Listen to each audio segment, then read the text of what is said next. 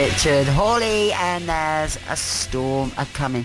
Thank God that was a long track because I lost my glasses. I'd taken off my bobble hat, which was clipped on. I'd forgotten I clipped it on to keep it on because it's so windy. When I tried to take it off, my glasses just disappeared. I've been scrambling around on the floor for about 3 minutes trying to find them, but I have. My guest is the gorgeous Richard Hawley, who's playing at the William Aston Hall in Wrexham a week on Friday as part of Focus Wales. He's a Capricorn. January the 17th is his birthday, and the reason I know that it's the same birthday of my brother's. Will you please welcome to the show the one, the only Richard Hawley. Hello.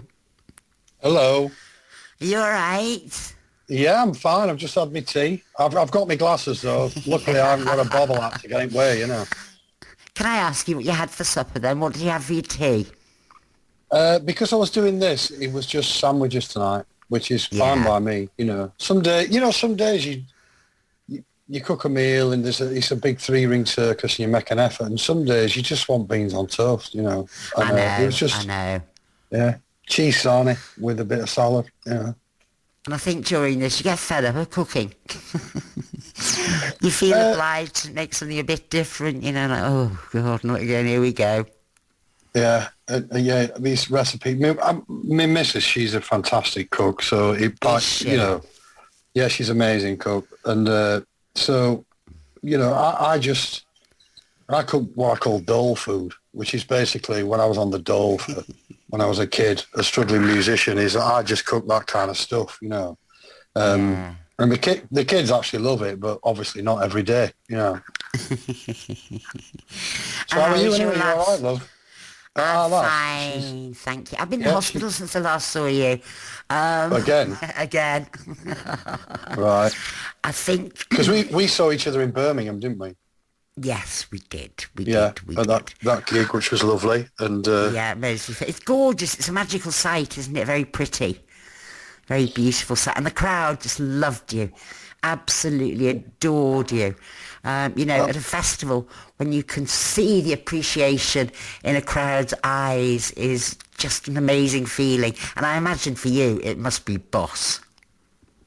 Yeah, I mean, to be honest, you know, we'd play a rubbish tip, you know, after 19 months of pandemic, you know, and it was amazing. We did 7 gigs and on the bounce, and, you know, we'd not seen each other apart from the rehearsals, and you know, me and the band have been together for, me, Shaz and Colin have been together for 22 years, and the new boys, Dino and Johnny, they've only been with us like 18 and 15 years, so it's amazing. I wonder if they still feel new. Oh yeah, yeah, they do. But you're doing Focus Wales, which is in Wrexham. You're doing the William Aston Hall in Wrexham. Have you been to Wrexham before? Yes, many years ago, because, you know, my wife's Welsh, and she was born in Cardiff, but all her family were brought up in a little village called Gilvac Goch, which is in the south, in the Rhondda Valley. And I played Wrexham a lot back in the day when I was with the Long Pigs, you know. I can't remember what it was called, there was a little gig that we used to play there. And I can't remember going back since, so, yeah, looking forward to it. If you get a chance, walk down Church Street and have a look at St Giles Church. The only reason I know about this is when you have to rest, you just watch telly. You know, you listen to music and anything, I'll put some telly on. And I've really got into things like Antiques Roadshow and Bargain Hunt. And there's a great church in Church Street called St Giles's Church. It's a perpendicular Gothic architectural design church, and it's amazing, it really is. And it's that whole thing that we can often pass through places, but we don't realise what we're passing through and what there is on the doorstep. And I mean, there's been a church on this particular site for centuries and centuries and centuries. And I was quite fascinated by it. Stunning, as I say, stunning piece of architecture. I mean, when you're on the road, I remember name dropping. I remember talking to Charlie Watts in Philadelphia, And I said, what do you do now? Because I interviewed him in his hotel room and he looked very dapper. And he said, do you know what, Janice? He said, I always got to have a look around. He likes to go to the art galleries and bookshops. You know, he really makes the most of the time. He doesn't go buying souvenirs or sitting at the pub all day. And do you do that? Or what? It depends. I mean, that sums up, you know, my life, basically, on the road. Is I've circumnavigated the globe. Yeah. I mean, I don't know how many times. He's probably coming up to 30 times. But the analogy I always use is, and you know, and don't get me wrong, I'm very, very lucky to have done that. And it's been a mad adventure, and there's more to come, hopefully. But I always use the analogy that it's a bit like looking in a sandwich shop window but never ever getting to eat the sandwich, because you know it's that phrase Groundhog Day. It's like the same thing every day. You get up, you go into the gig, you sound check, you have something to eat, you chill out for a bit, and then you're on stage. So you don't often get to have those kind of cultural moments where you I mean, I have had lots of those. I can't moan, but on the whole, it's, you know, going all the way to Australia and seeing the inside of a gig. Although I remember when I was with Pulp, we did hire a boat and we sailed around Sydney Opera House. I remember that was pretty amazing. Wow. Yeah. You have to plan what you're going to do on days off. That's the most, you know, what you're going to do, rather than just lay in bed with a hangover. Yeah. I always remember in New York going to see Blue Aeroplanes, and afterwards we went to some diner and we were drinking, what are those the drinks, the cocktail, Brooklyn out tea, something tea. Anyway. Oh, Long Island iced tea, is it? No. That's it. And anyway, we said our goodbyes and went off. Now, one of the guys got onto they all got onto the tour bus, but he was in desperate need to go to the toilet. And so the bus popped into a service station to get some gas, and he nipped out to the loo. And when he came out, there was no bus there. And he didn't know what the hell to do. So you can tell me in a minute. So what he did was, in the end, he had to get the police and say, look at me, I'm just standing in my jeans, no top on. I don't know how on earth I'm going to get to wherever they were going, which is quite some way away. Anyway, he managed to get there. In fact, before the tour bus, I think they put him on a plane or something. But the guy hadn't done a head count when he got back on the bus. Go on, what's your story? Woolly Edge Services. This is a true story. This is we were kind of doing this tour. It was one of the most amazing tours I ever did, and we only did 2 shows in the UK, as I remember, but it was mostly around Europe, and it was kind of like a Lollapalooza thing, but it was, you know, over this end of the world, and the lineup was amazing. I mean, it was Pulp, there was Nick Cave and the Bad Seeds, Sonic Youth, Beck, who else? Public Enemy. Yeah. And some other artists, I forget for the minute. But and we were all in this kind of like little cabiny compound thing backstage, and everyone got on great. It was brilliant. And we got off at Woolly Edge Services, and there was a couple of the other bands' tour buses. What a great name for a service station. Oh, yeah, the Woolly Edge Mammoth, yeah. And anyway, I got off the bus to go into the service station, and the bus did exactly that. It took off without me because everyone was a little too refreshed to actually count how many people had gone off. And luckily for me, I'd got a coat on and everything. And then I turned around, and it was Flavor Flav from Public Enemy, and he'd been left as well, but he was in his pajamas. He was in his bedwear, and luckily I'd got my mobile phone on me, so I rang up. But obviously it's not a quick turnaround. It's not like going round a roundabout. We were just sat together for like about an hour, just, you know, having a cigarette and a chat. It was quite good. That must be great, really, though. Yeah, he's a good bloke, actually, but he's really, really surreal. You know, you just sat there. I can imagine. Him in his the bedwear Flavor and you Flav. in a coat. Yeah, sharing a smoke. You know, it was all right. You know. You mentioned Sonic Youth then, and I remember Thurston Moore playing the festival that we were at the other week, and he stayed over for the weekend because he got there, did his gig, loved it so much, he stayed till the end of the weekend. That sounds very much like him. They're lovely people, actually, the Sonic Youth lot. They We are, toured aren't with they? those Yeah. for quite a while. So, can you hear me okay? Because obviously you're in your house, I'm in my house, and your producer Simon, he's in the BBC. So can you hear me all right? You're coming in loud and clear, Richard. Oh, Loud jolly and good, clear. jolly good. Jolly Jolly good. Carry good. on. Carry on. I'm looking forward to hearing the Pete Drake story. All right. This is Rich. Are we, We're going to play Richard Hawley, well, you now, and Down in the Woods.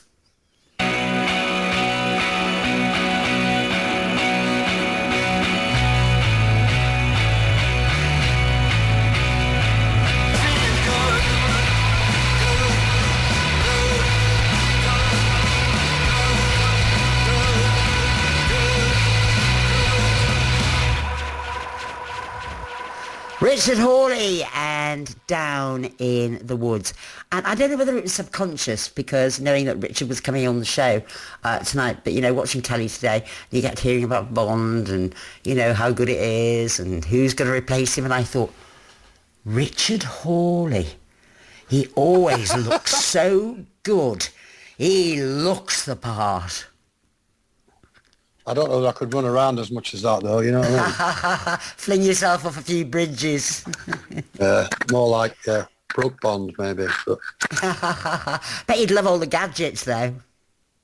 Well, the weird thing is about it is that they don't have the gadgets as much anymore because it's more action-based, isn't it? The modern stuff, because, you know, the reason... We've got the gadgets.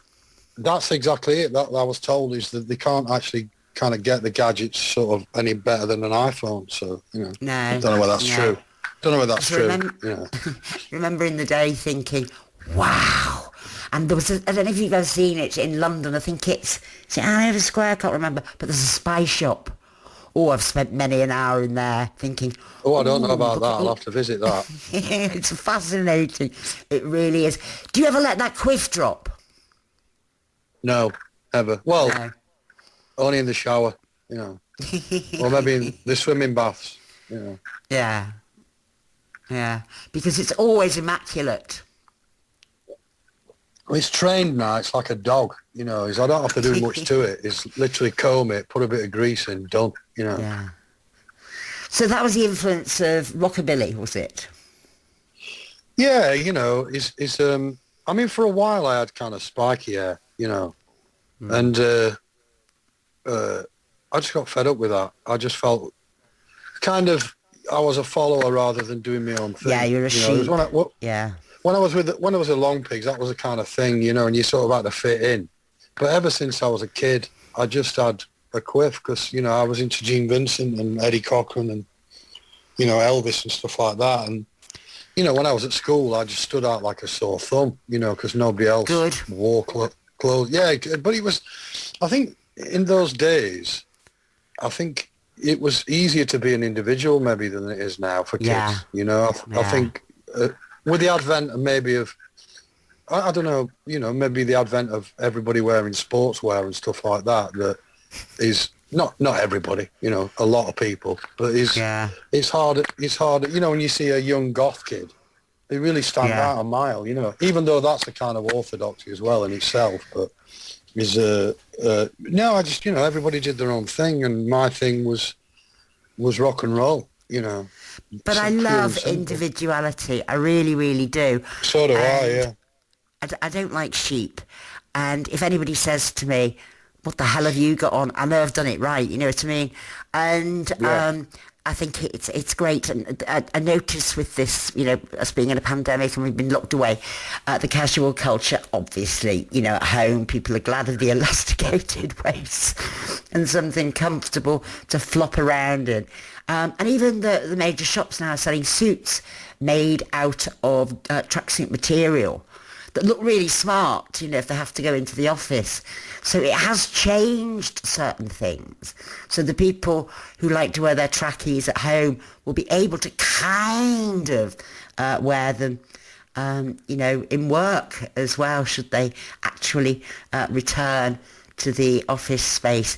We are going to talk about Pete Drake, but meanwhile, tell us about the breadth of music that you have written, the people you've played with. I mean, it's phenomenal. Well, you'll have to ask me questions because I can't just say, when I was 4, I did, you know what I mean?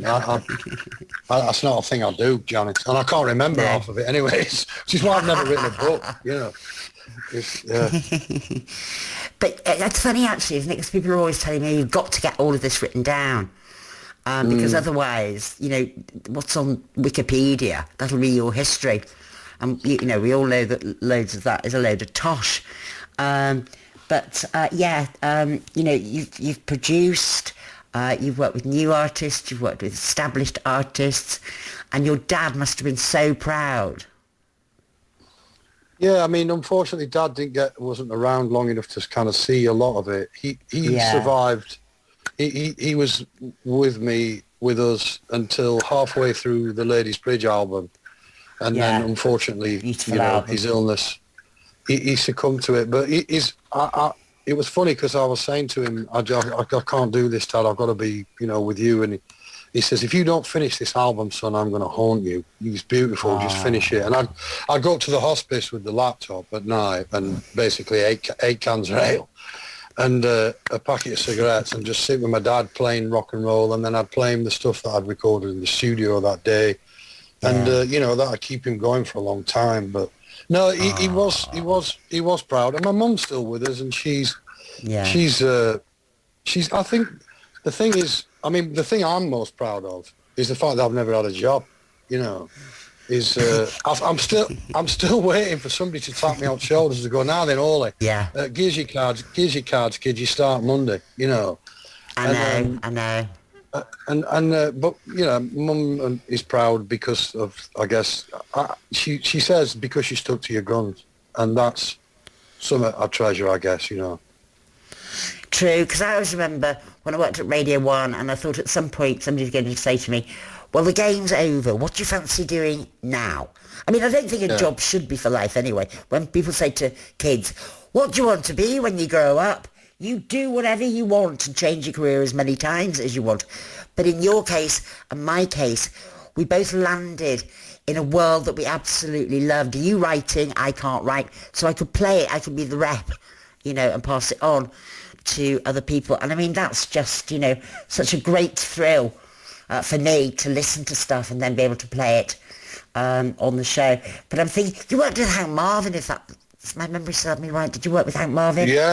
Yeah, that's it was the story with that was I needed a B-side for the Cole's Corner single. I don't know if anybody remembers that track, but and I'd got this piece of music and I really liked it, but I played, Graham, my manager, and I played it, Graham, and he goes, oh, that's great, I really like that, and the band really liked it, and I said, it's too pastiche, it's like a pastiche of the Shadows, and I jokingly said, okay, we'll do it, but only if you get Hank Marvin, thinking to myself, that's the end of that, because there's no way they're going to get Hank to play this.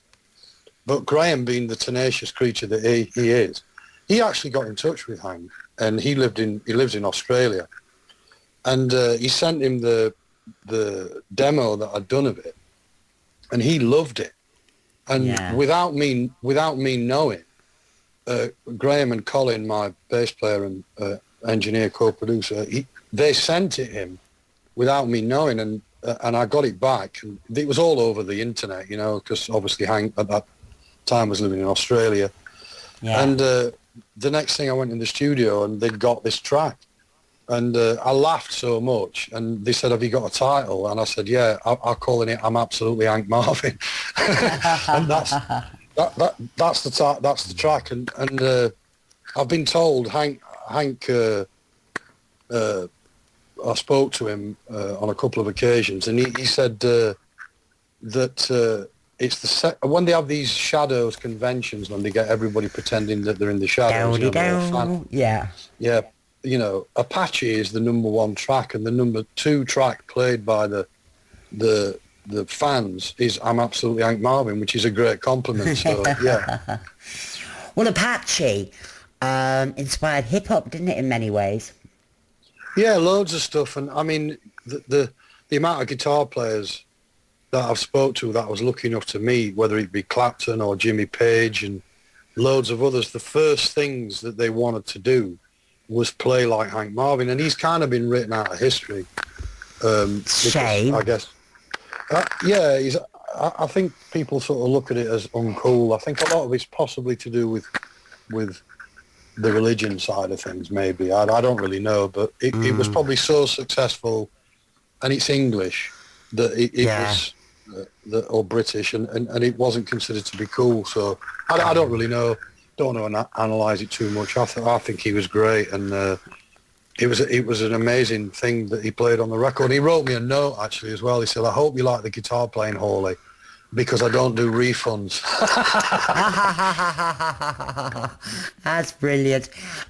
You can make such tracks as Down in the Woods, which has that rocky feel.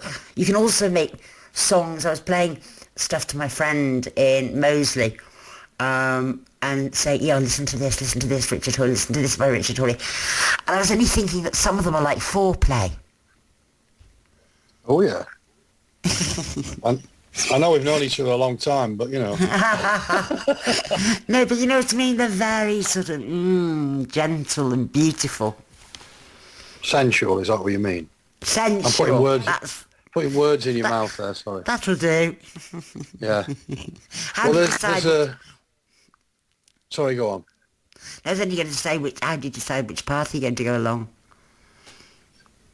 Oh, that depends on the day, Some days I don't really feel like that. I mean, that Down in the Woods track, it's basically based on a Bo Diddley kind of feel. I'm not the first or last artist to pinch the idea of Bo Diddley's shaving a haircut 2 bits thing. But it was a jam really, and that track, I'd got the lyrics and stuff, but me and the lads, we just played it live in one take, and it's that was on the Sky's Edge album where I decided to turn it up a bit, because you can't keep making the same thing. You can't keep making the same record over and over again. There's no point, so, and I flip between a lot of different spaces, like a lot of people write songs. If you write the same thing every day, you're gonna sooner you run out of gas really quick, and you've got to challenge yourself. And also, people think you're a one-trick pony, and you don't want that, because you're not. Yeah, I think it's important to make music for yourself first. Definitely. If you're pleasing yourself as I don't want to use the word artist. I never just thought of myself as an artist or talented even. I wouldn't describe it as talent. I just call it mental illness. Why am I still writing songs from 9 years old and I'm 54 now? I'm probably mentally unbalanced, But it's probably the only thing that I can do of any kind of competence. So I just keep going, and I love making music, and simple as that. I don't want to analyse it again. If you analyse things too much, and it's like with songwriting, don't look the genie in the eye. Just accept it, and that's what you've written today, and that's it, So. All right, well, let's have some more music from you. This is For Your Lover, Give Some Time. It was your birthday yesterday. I gave a gift that almost took your breath away.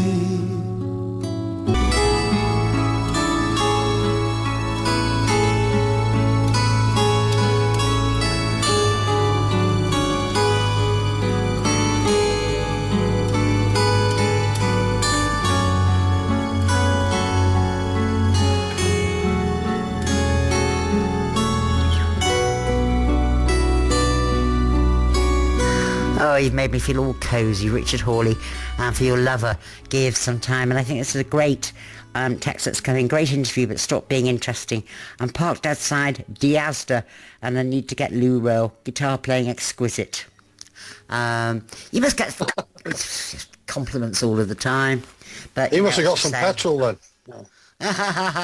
Probably. Now he's working on the loo roll situation. You picked some great tunes for your playlist in the next hour of the programme. Can you remember which ones you've picked? I don't know. But, for example, I don't know, Dr. Ross, Come Back Baby. Why would you pick that one? To be honest, is what I did. The thing is, men are natural list makers. We're terrible with, like, you know, our top No, I tens. am. Yeah, well, I mean, it's generally a bloke thing, and I do know quite a few of my women friends who are list makers as well. But I've stopped doing it because I do quite a lot of interviews, and they ask your favourite, like, top 5 and I've stopped doing it some years ago. And you know, obviously, you know this. I collect 7-inch singles, really old stuff, you know. So what I do now, when somebody asks me, I go in one of my DJ boxes and I just pick out the first 5 or 10 singles and just go, that's it. Because I've got exquisite taste, you see. So I always trust in the fact that whatever I pick, if it's blindfold, I can talk about it and it'll be interesting and folks will like it in some sort of way, or shape or form. But I stopped making lists a long time ago. The thing is, you're not going to collect crap, are you? So whatever you pick out is going to be good. What about, I mean, Dwayne Eddie is somebody so important to you, and you picked a Sharps and Dwayne Eddie track, Have Love Will Travel. I mean, it's an amazing record because at the time when Dwayne made that, he was one of the biggest stars in America, and in the world. And he was, there are other contenders, you know, Scotty Moore, who played with Elvis, and Cliff Gallup with Gene Vincent and Eddie Cochran. But Dwayne was unique, you know, and Chuck Berry as well, Bo Diddley, all these phenomenal guitar players. But Dwayne was the first kind of star, and Link Ray as well, and the list is endless. But, you know, he just goes on. But Dwayne was the first, like, American-born kind of rock guitar hero that only played guitar. He didn't sing, he just played his guitar, and he got that really unique sound. And when you hear Dwayne play, and obviously I've worked with him and he's a personal friend and I've known him years and years. When Dwayne picks up a guitar, you hear 1, maybe 2 notes and you know it's him.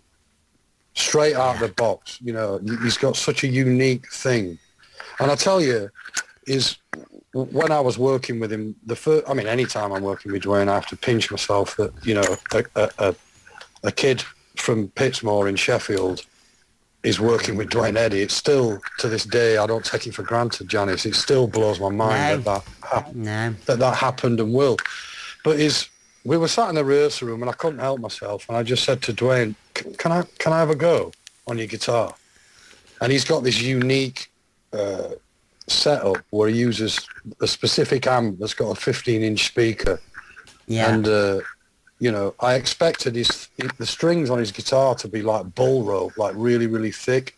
And when I picked it up, the strings are actually really thin. And he plays with a tiny little plectrum. This might not make a lot of sense to a lot of folks, but I'm just going to tell the story anyway. And when I played his guitar, it sounded like it was rubbish, you know, what was coming out. But the thing is, it was him, you know. A massive part of the sound is him as a human being. And, you know, other folks got hold of his guitar, and none of us sounded anywhere near like him. And he's such a unique human being, because he's immensely a beautiful man to be around. He's really soulful bloke, and he fitted in straight away with us lot because he's got a wicked sense of humour, and the banter is really sharp and very, very funny. And obviously, you know what me and the band are like. We just, you know, the banter's 24/7, you know, and we're always taking the piss. And Dwayne's he's one of those people that was and he's still a joy to work with and know, you know. And isn't that lovely to hear? Because I love him. I've never met him, and it's great to hear how beautiful he is. Tell us about Pete Drake. Oh yeah, well that track is called Forever. Some folk, Yeah. I tend to like, I like stuff that's long forgotten, But that was a huge hit at the time. And Pete Drake played pedal steel, which is like a country music, ostensibly a country music instrument's become. Excuse me. But he basically started using an instrument that was a piece of equipment that was invented in the 20s by a descendant of one of the Arcade Fire, the band the Arcade Fire. Oh wow! And it's called a vocoder, which is now used on hip hop records, on dance music, right. on Yeah. so much stuff. Well, if anybody's interested, you can Google Pete Drake this track Forever on YouTube, and it comes up with this really funky video. And that video, which was from a country music show, is quite surreal. And that one piece of film that inspired David Lynch, his really early work, to go this kind of... Because when Pete Drake sat down with this vocoder, it looks like a musician playing something that's basically like he's about to have a serious operation or something. It looks like a really heavy piece of medical equipment. Anyway, many, many years later is when George Harrison was doing, I think it's All Things Must Pass. Yeah. He invited Pete Drake to play on that record because he was the master of the vocoder. Yeah. And I think he used him on some sessions, but on those sessions was a guy called Peter Frampton, and he got the whole idea for the vocoder thing from Pete Drake. So that's the history of that. And there you go. So the track's called Forever. It's one of my favourite pieces of music ever. But if you Google the YouTube video, I mean, maybe you guys could put it up on your site or something. Maybe Simon could sort that out.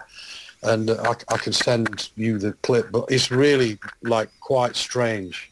It looks sort of normal, but it's a wonderful piece of music anyway, with this strange, one of the first ever effects, And I'm trying to remember the guy who invented it. It was called somebody L. Ray, I think. And he was a relative of one of the Arcade Fire lot, I was told. Yeah, it's crazy. I think, the wheel turns, babe, you know what I mean? Doesn't it? Look, thank you so much for your time, which we've run out of. You're always welcome. And thank you for the mix, which we'll be playing, or the playlist, in the next part of the programme. Look after yourself, look after your family, take care. You too as well. Always. And this is Pete Drake, Forever. Love you, Richard. Love you, Janice. Bye, baby. Bye-bye.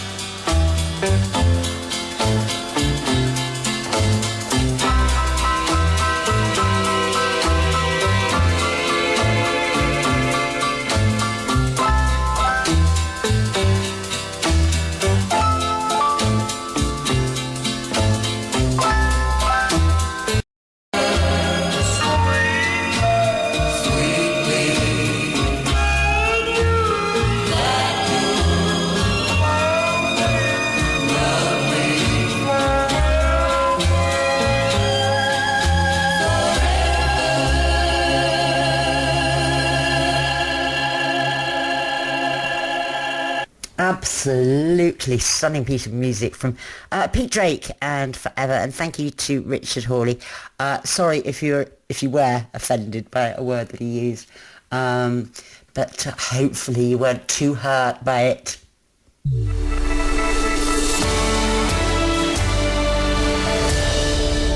Janice Long here, BBC Radio Wales, until 10. And coming up after the news, you're going to hear a special playlist put together by our guest, Richard Hawley.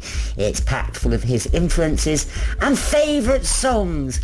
But first, it's time for the news, the travel and the weather with Stephen Atwell.